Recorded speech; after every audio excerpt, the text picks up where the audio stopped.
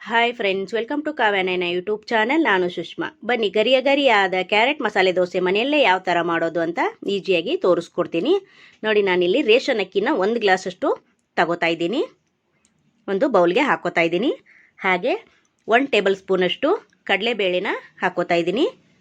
1/4 ಚಮಚದಷ್ಟು ನಾನು ಮೆಂತ್ಯನ ಸೇರಿಸ್ಕೊತಾ ಇದ್ದೀನಿ. 3 ಟೇಬಲ್ ಸ್ಪೂನಷ್ಟು ನಾನು ಉದ್ದಿನ ಕಾಳನ್ನು ಹಾಕೋತಾ ಇದ್ದೀನಿ. ನೋಡಿ, ಅಳತೆ ಮಾಡಿ ತೋರಿಸ್ತಾ ಇದ್ದೀನಿ. ಕರೆಕ್ಟ್ ಮೆಜರ್ಮೆಂಟಲ್ಲಿ ಮಾಡಿ, ತುಂಬ ಚೆನ್ನಾಗಿ ಬರುತ್ತೆ. ನೋಡಿ, 3 ಸ್ಪೂನಷ್ಟು ಉದ್ದಿನ ಕಾಳನ್ನು ತಗೊಂಡಿದ್ದೀನಿ. ಇದು ಚೆನ್ನಾಗಿ 1-2-3 ಬಾರಿ ತೊಳೆದು ನೋಡಿ 1 8 ಅವರು ನಾನು ನೆನೆಯಲು ಬಿಡ್ತೀನಿ. ನೋಡಿ, ನಿಮಗೆ ಟೈಮ್ ಇದ್ದರೆ ರಾತ್ರಿ ಇಡೀ ಕೂಡ ನೆನೆಯಲು ಬಿಡ್ಬೋದು. ನೋಡಿ, ನಾನು 1 8 ಅವರು ನೀರು ಹಾಕಿ ಮುಚ್ಚಳ ಮುಚ್ಚಿ ಸೈಡಲ್ಲಿ ಎತ್ತಿಟ್ಕೊತೀನಿ. ತುಂಬ ಈಸಿಯಾಗಿ ಒಂಥರ ಡಿಫ್ರೆಂಟ್ ಆಗಿರೋ ರೆಸಿಪಿ ದೋಸೆ ಇದು. ನೀವು ಒಂದು ಸತಿ ಟ್ರೈ ಮಾಡಿ ನೋಡಿ. ಇವಾಗ ಮುಚ್ಚಳ ಮುಚ್ಚಿ ನಾನು ಸೈಡಲ್ಲಿ ನೆನೆಯೋದಕ್ಕೆ ಬಿಟ್ಟಿದ್ದೀನಿ. ಇವಾಗ ನೆನೆದಾಗಿದೆ. 8 ಅವರ್ ಆದಮೇಲೆ ನಿಮಗೆ ತೋರಿಸ್ತಾ ಇರೋದು. ಅದಕ್ಕೋಸ್ಕರ ನಾನು ಒಂದು ಬೌಲಲ್ಲಿ 1 ಗ್ಲಾಸಷ್ಟು ಕಡಲೆ ಪುರಿನ ನಾನು ನೆನೆ ಹಾಕೋತಾ ಇದ್ದೀನಿ. 1-2 ಬಾರಿ ತೊಳೆದು ನೆನೆ ಹಾಕೋಬೇಕು. ಅಕ್ಕಿ ಮತ್ತು ಉದ್ದಿನಕಾಳು ಅದೆಲ್ಲ ರುಬ್ಬೋವರೆಗೂ ಇದು ಕಡಲೆಪುರಿ ನೆನೆಯುತ್ತೆ. ನೋಡಿ, ಇನ್ನೇನು ರುಬ್ತೀವಿ ಅಂದಾಗ ನಾವು ಕಡಲೆಪುರಿನ ನೆನೆ ಇಡಬೇಕಾಗುತ್ತೆ. ಮುಂಚೆನೇ ನೆನೆ ಇಡೋ ಅವಶ್ಯಕತೆ ಏನಿಲ್ಲ. ನಾನು 8 ಅವರ್ ಆದಮೇಲೆ ಇದನ್ನು ನೆನೆ ಇಟ್ಟು ಇವಾಗ ಅಕ್ಕಿ ಬೇಳೆ ಎಲ್ಲ ನೆನೆದಿದೆ ಅಂತ ನೋಡೋಣ. ನೋಡಿ, 8 ಅವರ್ ಆದಮೇಲೆ ನಾನು ನಿಮಗೆ ತೋರಿಸ್ತಾ ಇದ್ದೀನಿ. ನೋಡಿ ಕಟ್ ಮಾಡಿ ತೋರಿಸಿದ್ರೆ ಚೆನ್ನಾಗಿ ಬೇಳೆ ಮತ್ತು ನೋಡಿ ಅಕ್ಕಿ ಚೆನ್ನಾಗಿ ನೋಡಿ ನೆನೆದಿದೆ. ಇವಾಗ ಮಿಕ್ಸಿ ಜಾರಲ್ಲಿ ನುಣ್ಣಗೆ ನಾವು ರುಬ್ಕೊಂಬರೋಣ ದೋಸೆ ಹದಕ್ಕೆ. ನೋಡಿ, ನೀರೆಲ್ಲ ತೆಗಿತೀನಿ ನಾನು. ಇವಾಗ ಮಿಕ್ಸಿ ಜಾರಿಗೆ ಹಾಕೋತಾ ಇದ್ದೀನಿ. ಸ್ವಲ್ಪನೇ ಹಾಕ್ಕೊಂಡು ನುಣ್ಣಗೆ ಪೇಸ್ಟ್ ಥರ ರುಬ್ಕೊಂಬರೋಣ ದೋಸೆ ಹದಕ್ಕೆ. ನೋಡಿ, ತುಂಬ ಕ್ವಿಕ್ಕಾಗಿ ಈಸಿಯಾಗಿ ಮಾಡ್ಕೋಬೋದು. ದಿನ ಒಂದೇ ಥರ ದೋಸೆ ತಿಂದಿರ್ತೀರಾ. ಇದು ಡಿಫ್ರೆಂಟ್ ಆಗಿರೋ ಕ್ಯಾರೆಟ್ ಮಸಾಲೆ ದೋಸೆ. ನೀವು ಒಂದು ಸತಿ ಟ್ರೈ ಮಾಡಿ ಯಾವ ಥರ ಬಂತು ಅಂತ ಕಮೆಂಟಲ್ಲಿ ತಿಳಿಸಿ ಫ್ರೆಂಡ್ಸ್. ನೋಡಿ, ಈ ಥರ ನುಣ್ಣಗೆ ನಾನು ರುಬ್ಕೊಂಬಂದಿದ್ದೀನಿ.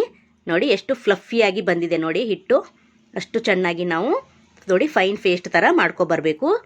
ನೋಡಿ, ಇವಾಗ ಒಂದು ಬೌಲ್ಗೆ ಒಂದು ಪಾತ್ರೆಗೆ ನಾನು ತೆಗಿತೀನಿ.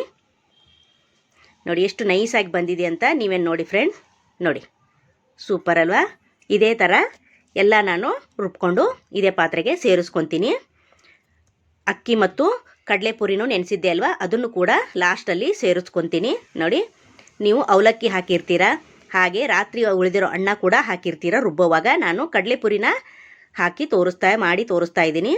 ಇದು ಒಂದು ಸತಿ ನೀವು ಟ್ರೈ ಮಾಡಿ ಯಾವ ಥರ ಬಂತು ಅಂತ ನೀವೇ ಕಮೆಂಟ್ ಮಾಡ್ತೀರಾ. ನೋಡಿ, ಇದನ್ನು ಕೂಡ ಫೈನ್ ಪೇಸ್ಟಾಗಿ ನಾನು ಫ್ಲಫಿಯಾಗಿ ರುಬ್ಕೊಂಬಂದಿದ್ದೀನಿ. ನೋಡಿ, ಅದೇ ಪಾತ್ರೆಗೆ ಇದನ್ನು ಕೂಡ ಸೇರಿಸ್ಕೊತೀನಿ. ನೋಡಿ, ಇದಕ್ಕೇ ಸೇರಿಸ್ಕೊತಾ ಇದ್ದೀನಿ. ನೋಡಿ, ಹಿಟ್ಟು ಎಷ್ಟು ಸಾಫ್ಟಾಗಿ ರುಬ್ಕೊಂಬಂದಿದ್ದೀನಿ ನೋಡಿ ಫ್ರೆಂಡ್ಸ್. ಎಷ್ಟು ಫ್ಲಫಿಯಾಗಿ ಬಂದಿದೆ. ಇದೇ ಥರ ಎಲ್ಲನೂ ರುಬ್ಕೊಂಡು ಪಾತ್ರೆಗೆ ಸೇರಿಸ್ಕೊಂಡಿದ್ದೀನಿ. ನೋಡಿ, ಒಂದು ಸತಿ ಮಿಕ್ಸ್ ಮಾಡ್ಕೊಳ್ಳೋಣ. ಸ್ವಲ್ಪ ಮಿಕ್ಸಿ ಜಾರಿಗೆ ನೀರು ಹಾಕ್ಕೊಂಡು ಒಂದು ಸತಿ ಮಿಕ್ಸ್ ಮಾಡ್ಕೊಳ್ಳೋಣ ಫ್ರೆಂಡ್ಸ್. ಜಾಸ್ತಿ ನೀರು ಇವಾಗಲೇ ಹಾಕಕ್ಕೆ ಹೋಗಬೇಡಿ. ಅದು ನೆನಿಬೇಕು. ನೆನೆದಾದ್ಮೇಲೆ ಜಾಸ್ತಿ ಉಬ್ಬಿ ಬರುತ್ತೆ ಅಲ್ವಾ, ಆವಾಗ ತುಂಬ ತೆಳುವಾಗಿ ಬರುತ್ತೆ. ಅದಕ್ಕೋಸ್ಕರ ಮುಂಚೆನೇ ಸ್ವಲ್ಪ ನೀರು ಹಾಕ್ಕೊಳ್ಳಿ. ನೋಡಿ, ಒಂದು ಸತಿ ಮಿಕ್ಸ್ ಮಾಡ್ಕೋಬೇಕು. ನೋಡಿ, ಈ ಥರ ಬೆಳಗಿನ ಬ್ರೇಕ್ಫಾಸ್ಟ್ ರೆಸಿಪಿ ರೆಡಿ ಮಾಡ್ಕೋಬೋದು. ಮಕ್ಕಳು ಇನ್ನೇನು ಸ್ಕೂಲ್ ಸ್ಟಾರ್ಟ್ ಆಗೋದಿದೆ, ಆವಾಗ ಮಾಡಿಕೊಡಿ. ಮಕ್ಕಳು ತುಂಬ ಇಷ್ಟಪಟ್ಟು ತಿಂತಾರೆ. ನೋಡಿ, ಎಷ್ಟು ನೈಸಾಗಿ ರುಬ್ಬಿದ್ದೀವಿ ನೋಡಿ ಫ್ರೆಂಡ್.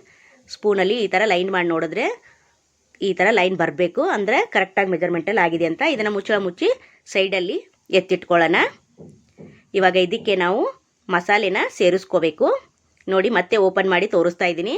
ಇವಾಗ ಒಂದು 4 ಕವರು ನಾನು ಮುಚ್ಚಳ ಮುಚ್ಚಿ ಇಟ್ಟಿದ್ದೆ. ನೋಡಿ, ಎಷ್ಟು ಉಬ್ಬಿ ಬಂದಿದೆ ನೋಡಿ ಫ್ರೆಂಡ್. ನೀವು ರಾತ್ರಿ ಇಡೀ ಕೂಡ ಬಿಡ್ಬೋದು. ನಿಮಗೆ ಟೈಮ್ ಇದ್ದರೆ ರಾತ್ರಿ ಇಡೀ ಬಿಡ್ಬೋದು. ಇಲ್ಲಾಂದರೆ ಟೈಮ್ ಇಲ್ಲ ಅಂದರೆ ಒಂದು 4 ಕವರು ಹಿಟ್ಟು ನೆನೆಯೋದಕ್ಕೆ ಬಿಡ್ಬೋದು. ನೋಡಿ, ಎಷ್ಟು ಚೆನ್ನಾಗಿ ಉಬ್ಬಿ ಬಂದಿದೆ ಫ್ಲಫಿಯಾಗಿ. ನೋಡಿ, ಇವಾಗ ಇದಕ್ಕೆ ಮಸಾಲೆನ ರೆಡಿ ಮಾಡ್ಕೊಳ್ಳೋಣ.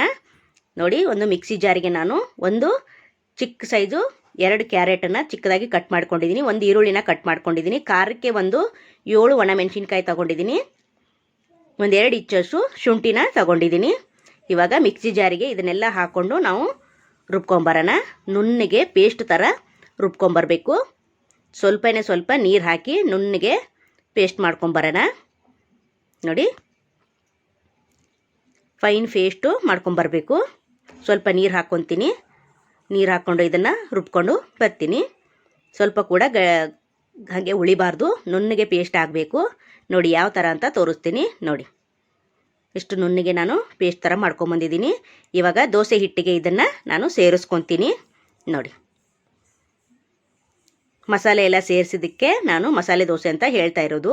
ಅದು ಕ್ಯಾರೆಟ್ ಹಾಕಿ ಮಾಡ್ತಾ ಇರೋದ್ರಿಂದ ಒಂಥರ ಡಿಫ್ರೆಂಟಾಗಿ ಟೇಸ್ಟ್ ಕೊಡುತ್ತೆ ಇದು. ನೀವು ಒಂದು ಸತಿ ಟ್ರೈ ಮಾಡಿ ಯಾವ ಥರ ಬಂತು ಅಂತ ಕಮೆಂಟಲ್ಲಿ ತಿಳಿಸಿ ಫ್ರೆಂಡ್. ಹಾಗೆ ನಮ್ಮ ಚಾನಲ್ನ ಸಪೋರ್ಟ್ ಮಾಡಿ, ಫ್ರೆಂಡ್ಸ್ ಫ್ಯಾಮಿಲಿಗೆಲ್ಲ ಶೇರ್ ಮಾಡಿ. ನಾವು ಸಿಂಪಲ್ಲಾಗಿ ಮನೇಲೇ ಇರೋ ಇಂಗ್ರೀಡಿಯೆಂಟ್ಸ್ನ ಬಳಸಿ ರೆಸಿಪಿಗಳನ್ನು ಮಾಡ್ತಾ ಇರ್ತೀವಿ. ಆದಷ್ಟು ನೀವೆಲ್ಲರಿಗೂ ಯೂಸ್ಫುಲ್ ಆಗಲಿ ಅಂತ ನೋಡಿ 1 ಟೇಬಲ್ ಸ್ಪೂನಷ್ಟು ಉಪ್ಪು ಸೇರಿಸ್ಕೊತಾ ಇದ್ದೀನಿ. ಮತ್ತೆ ಒಂದು ಸತಿ ಚೆನ್ನಾಗಿ ಮಿಕ್ಸ್ ಮಾಡ್ಕೊಳ್ಳೋಣ ನೋಡಿ.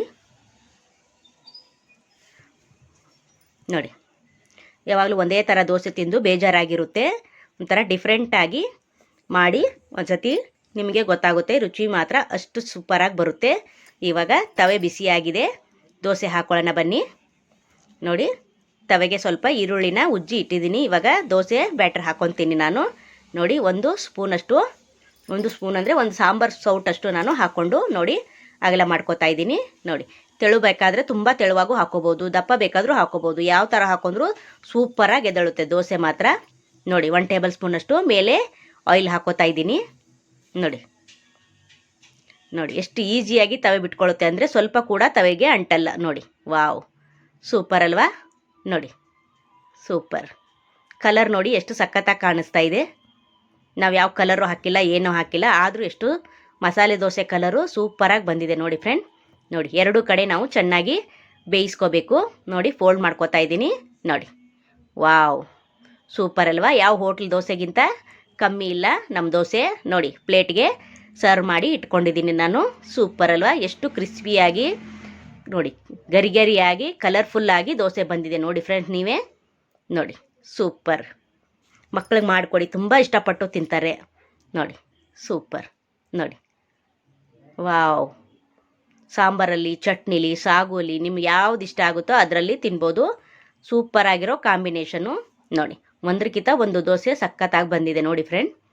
ನೀವು ಒಂದು ಸತಿ ಟ್ರೈ ಮಾಡಿ ಯಾವ ಥರ ಬಂತು ಅಂತ ಕಮೆಂಟಲ್ಲಿ ತಿಳಿಸಿ ನೋಡಿ. ನಾನು ಚಟ್ನಿಲಿ ಸರ್ವ್ ಮಾಡಿ ತೋರಿಸ್ತಾ ಇದ್ದೀನಿ. ವಾವ್, ಸೂಪರ್ ಅಲ್ವಾ. ಹಾಗೆ ನಮ್ಮ ವಿಡಿಯೋ ನಿಮಗೆ ಇಷ್ಟವಾದರೆ ಪ್ಲೀಸ್ ಲೈಕ್ ಮಾಡಿ, ಶೇರ್ ಮಾಡಿ, ಕಮೆಂಟ್ ಮಾಡಿ, ಸಬ್ಸ್ಕ್ರೈಬ್ ಮಾಡ್ಕೊಳ್ಳಿ. ನಮ್ಮನ್ನು ವಿಡಿಯೋ ನೋಡಿದ್ದಕ್ಕಾಗಿ ನಿಮ್ಮೆಲ್ಲರಿಗೂ ಧನ್ಯವಾದಗಳು. ಮುಂದಿನ ವಿಡಿಯೋಗಾಗಿ ಭೇಟಿಯಾಗೋಣ. ನಮಸ್ಕಾರ friends, bye. Thank you for watching.